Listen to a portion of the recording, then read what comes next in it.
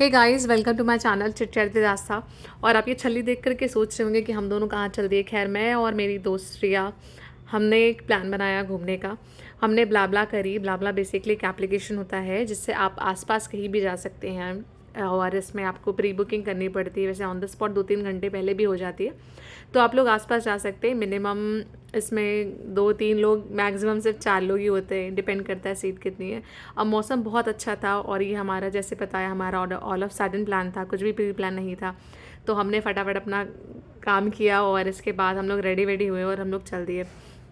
खैर, मज़ा तो बहुत आ रहा था, लेकिन बस ये था कि हमें लौट करके भी सेम डे वापस आना था, तो दिन बहुत हैक्टिक होने वाला था। और ब्लॉग भी मैं बहुत शूट करने की कोशिश कर रही थी, लेकिन नींद भी पूरी नहीं हुई थी। हम लोग रात में बातें कर रहे थे, तो हम लोग अच्छे सो भी नहीं पाए। और फाइनली हम लोग पहुंच गए हैं आगरा। आगरा में पहुंचने के बाद ये समझ में आया कि धूप बहुत तेज़ हो रही थी, क्योंकि जब तक गाड़ी में थे तब तक इतनी धूप नहीं लग रही थी, लेकिन बाहर आकर के धूप बहुत तेज़ लग रही थी। ऐसा लग रहा था कि फटाफट हम लोग जाएं और बैठें। अब हम दोनों जाएंगे इधर। क्यों रिया, क्यों बाल खोल रही हो? हीरोइन बनना है? Yes yes. ओके, इसको भी बेहतर हीरोइन बनना है। आउटसाइड बट इट्स हाँ, लेकिन बाहर बहुत गर्मी है। For the very first time so we want to be look look like pretty and queen itself, right? तो हम लोग आए हैं इधर बाहर, और शू कवर देखो पहनना ही पड़ेगा अंदर। और टिकट काउंटर देखो, ये टिकट काउंटर है और टिकट का प्राइस है 50 रुपीज़। और यहाँ से ये ईवी रिक्शा चलता है, तो वो पड़ता है अप्रॉक्स 10 रुपये 20 रुपये। देख लो, ये ईवी रिक्शा, यहाँ से आप एंट्री लोगे, फिर ये बढ़ता है ईवी रिक्शा 10 रुपये 20 रुपये कुछ ऐसे करके पड़ता है ये ईवी। और टिकट काउंटर, टिकट ले लो। प्रति व्यक्ति है 35 रुपये है, और उसमें अलग अलग चीज़ें हैं, टोल टैक्स ये सब ले करके। तो पर पर्सन 35 है, एंट्री फीस है 45 रुपीज़ कुछ ऐसे करके, टोल टैक्स भी 10 रुपये का, तो मतलब 50 रुपये लगभग टिकट लग जाते हैं। और इसमें लगते हैं 10 to 20 मिनट्स। इसमें 20 रुपये, और टोंगा लोगे तो इस पर 10 रुपये, कुछ इतना ही लगता है, राइट? इससे ज़्यादा कुछ नहीं लगता। आगरा बहुत सस्ता है, क्योंकि यूपी इतना महंगा है नहीं है। यहाँ है ऑटोमेटिक वेंडिंग मशीन, जहाँ बिल्कुल भी है bottles, by the way this bottles. तो हम लोग ने ले लिया टिकट्स ऑनलाइन, 50 रुपीज़ चार्जेस पड़े उसके। तो आप एक बार स्कैन करोगे, आपको स्कैनर बोर्ड दिखाएगा, तो आप 2 या 3 जितने भी आप लोगों से हिसाब से टिकट ले सकते हो। तो रिया, कैसा लग रहा है आगे? बहुत सही, बट गर्मी बहुत ज़्यादा है। हाँ, गर्मी ज़्यादा है, ट्राइंग टू एडजस्ट। और अभी हम लोग जस्ट कैब से उतरे तो और ज़्यादा गर्मी लग रही है। हाँ, लेकिन ठीक है, धीरे धीरे नॉर्मल हो जाएगा। Experience, we are very excited to visit. तो हम लोग बैठ गए, ई रिक्शा टाइप का कुछ है, इसमें हम लोग बैठ गए। अब आएगा मज़ा। बैठ चुके, बिल्कुल स्मूथ फ्लो जैसे चल रही, दिखाती हूँ। गोल्फ कार्ट बोलते हैं, ठीक है। और ये 20 रुपये पर सवारी लेती है। एक सीट पे 3 लोग बैठ सकते हैं, तो हम 2 लोग बैठे हैं, पकड़ में भी तो बैठे हैं। खैर, वो अलग चीज़ है। देख रहे हो वेदर कितना अच्छा हो रहा है, बस गर्मी है। ये देखो कब चलेगी अब ये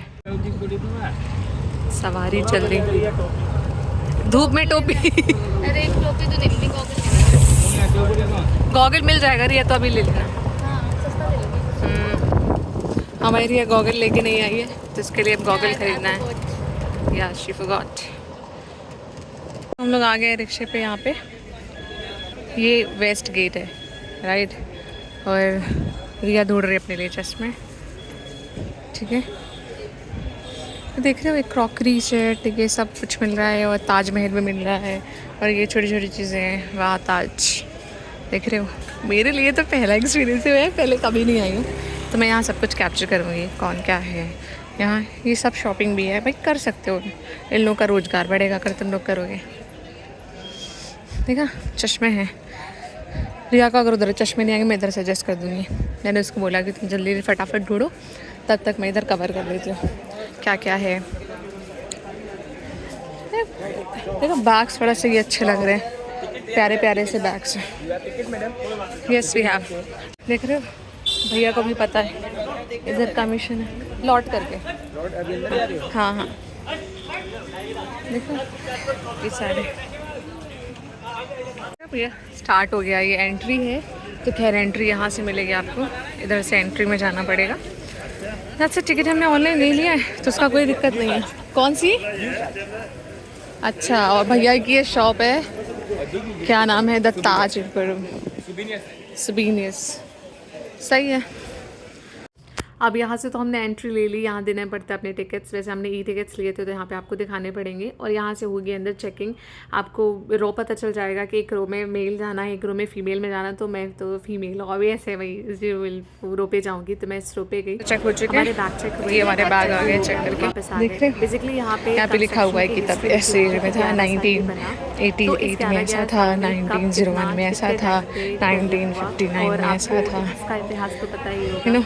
खैर ये बनाया गया था 11,000। तो यहाँ पे थोड़ी ब्रीफ मिल जाता है कि आर्किटेक्ट के बारे में, इम्प्रूवमेंट कहाँ क्या हुआ और पुरानी चीज़ें कैसी थी। जैसे आप इसमें देख सकते हो, तो उसके बारे में थोड़ी पिलर, संरक्षण दौर, मीनार, दक्षिण द्वार, ताजमहल, ऐसे प्रशासनिक पश्चात और आगरा प्रमुख स्मारक, ये सब मार्बल तो बहुत खूबसूरत ही है, आपको तो पता ही है। खैर पहले जाते ही पड़ता है कॉरिडोर। इस कॉरिडोर में आपको पैदल, अब यहाँ से कोई भी आपको ऑटो या ई रिक्शा नहीं मिलता है, ना मिलता है ई कार्ड वगैरह, कुछ भी नहीं मिलता है। तो यहाँ से आपको पैदल ही जाना पड़ेगा।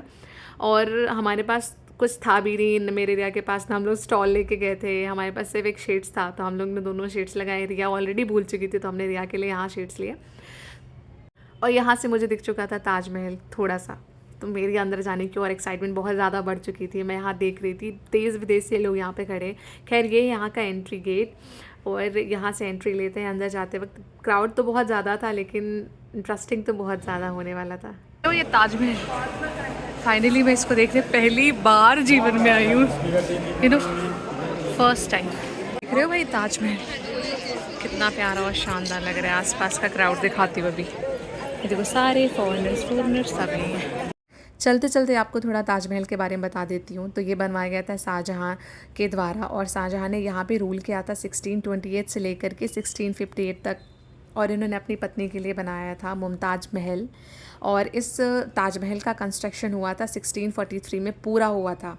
बाय द वे लगभग इसको 10 साल लग गए थे इस मकबरे को बनने में। और ये है प्रेजेंट है ये यमुना नदी के आसपास, और इसके पीछे जस्ट यमुना नदी है। मैं आपको आगे भी वीडियो पे दिखाऊंगी। ऑल ओवर अगर कंस्ट्रक्शन की बात की जाए तो इसका कोई जवाब नहीं है, इसीलिए 7 वंडर्स में आता है। कोई डाउट नहीं है, मुझे ऐसा लगता है कि हम सभी को जाना चाहिए। और ये अगर हमारे भारत में ही है तो ज़रूर जाएं यार, अपनी चीज़ें ज़रूर देखें। स्वेटिंग हो रही है ताजमहल के चक्कर में, पर देखो खूबसूरत तो है। इतनी दुनिया अगर है 7 वंडर्स में है तो खूबसूरत तो है।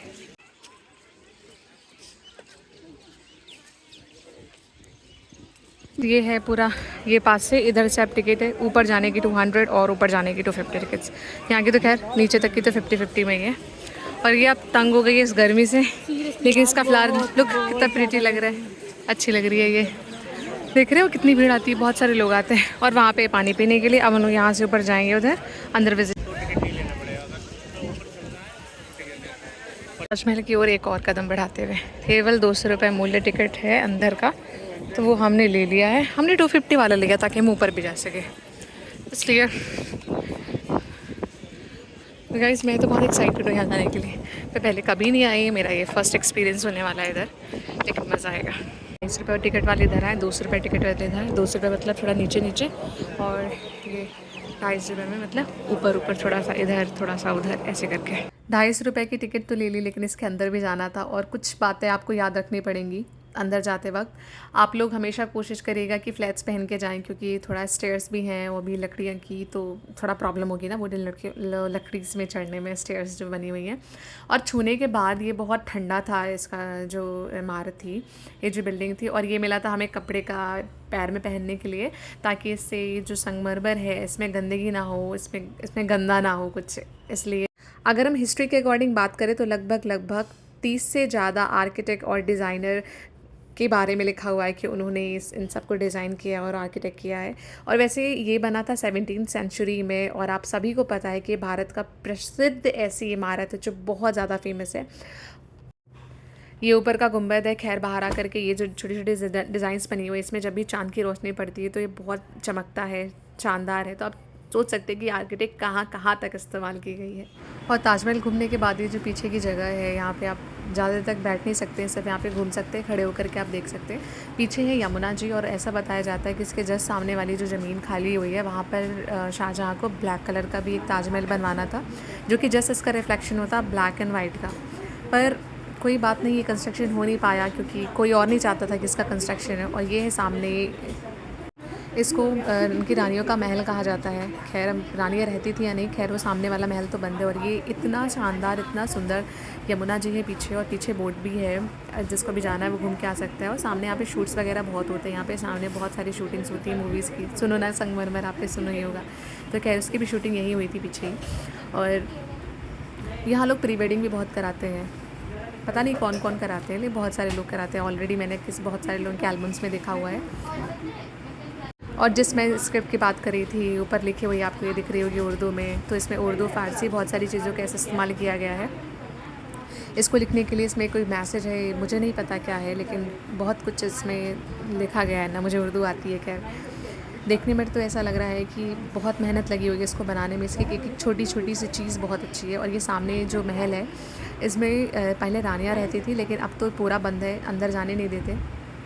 और उधर कंस्ट्रक्शन चल रहा था, शायद नया बना रहे हैं या फिर पुराने को सपोर्ट दे करके कुछ नया बनाने की कोशिश कर रहे हैं। और ये चारों तरफ से एक जैसा ही दिखता है, ऐसा कुछ नहीं है। आप जब ताजमहल के चारों तरफ आप घूमेंगे तो चारों तरफ से एक ही तरफ दिखता है, एक ही जैसा ही दिखता है। और सामने जब हम आए थे तो सामने से भी सेम शो कर रहा था, और इधर से भी सेम शो कर रहा है, और इधर से भी सेम शो कर रहा है। वैसे एक चीज़ और पता चली कि ताज दो चीज़ों से मिलकर बना है। ताज एक फ़ारसी शब्द है जिसका मतलब होता है क्राउन, और महल एक उर्दू वर्ड है जिसका मतलब होता है प्राइवेट अपार्टमेंट जहाँ पे लोग रहते हैं। और इसका दूसरा नाम ये भी है, मुमताज़ महल के नाम से भी जाना जाता है। तो एक ऐसा पहला राजा देखा कि जिसने अपनी पत्नी के लिए ये कंस्ट्रक्शन कराया। मेरे पास तो कोई वर्ड नहीं है इसकी खूबसूरती को देख करके। मैंने इतनी जगह घूमी, इतना सब कुछ घूमा, लेकिन मैंने इतना अच्छा कंस्ट्रक्शन, इतना फ़ाइन कंस्ट्रक्शन कहीं भी नहीं देखा। कहीं कुछ देखा, कुछ डिस्ट्रॉय है, लेकिन इसमें कहीं कुछ भी डिस्ट्रॉय नहीं है। खैर जितना घूमा जा सकता था वो घूम लिया है। और ये सामने मस्जिद बनी है जो सिर्फ फ्राइडे के फ्राइडे ओपन होती है। और आप जब भी यहाँ जाएँ तो प्लीज़ फ्राइडे मत जाएँ, क्योंकि फ्राइडे आप इसका विज़िट, ताजमहल का विज़िट नहीं कर सकते हैं। सिर्फ आप मस्जिद जा सकते हैं, जो मस्जिद जाते हैं उनके लिए है। खैर ये रहा आज का पूरा ब्लॉग। अभी वक्त आ गया टाटा बाय बाय बोलने का आप सबको। और टैनिंग तो खैर हो ही गई है, पर कोई बात नहीं, जाके फिर ठीक करा लूँगी। फिर मिलते हैं गाइस नेक्स्ट वीडियो पे। आज के लिए टाटा बाय बाय। धूप बहुत ज़्यादा होने के कारण ये पूरा एरिया खाली था, तो हमने यहाँ पे थोड़ी बहुत फ़ोटोज़ खींची। और साथ साथ यहाँ बहुत सारी सिक्योरिटी गार्ड, पुलिस लगी रहती है, आपको बार बार चेकिंग होती है आपकी, फिर इसके बाद ही आप अंदर जा सकते हो। और ये है कॉरिडोर जिसमें एक वॉशरूम है, बहुत साफ़, ऐसा लगता है किसी होटल का वॉशरूम है, इतना साफ़ था। और पानी भी आपको ईज़िली मिल जाता है, वो भी ठंडा मिनरल वाटर, वो भी मुफ्त में। ये है पूरा कॉरिडोर जो बहुत शानदार और सुंदर था। ताजमहल वहाँ करंट है सबसे फुल साइज जो ज़्यादा हैवी होता है ना उनके लिए। 3 आइटम, चैन, ब्रासलेट, इयरिंग्स। देखो 300 था, हमने 250, बाकी आप देख लेगा, आप देख आप ही कर। गाइस हम आए हैं किधर, ऐसे ही सदर मार्केट आए हुए हैं। और ये देखो गाइस नूडल्स, इसका कॉस्ट है सिर्फ 100 रुपीज़। इसमें पनीर के डाइसेस हैं और देख रहे हो कॉर्न्स भी हैं, मतलब बहुत अच्छा है। ये टेस्ट कैसा है? और हमने ऑर्डर किया था शेज़वान नूडल्स, मतलब बहुत टेस्टी, बहुत अच्छे, देख के लग रहे होंगे टैम्पटिंग है। खैर अब इसके बाद हम अपना एंड करेंगे ब्लॉग, के बाद हम एंड करेंगे अपना ब्लॉग और हम लोग जाएंगे घर। हमारी बस भी हो चुकी है, पहले कैंसिल हो गई है, फिर एक नई बस हो गई है, तो ठीक है पहुंच जाएंगे टाइम से कल ऑफिस के। Thank you.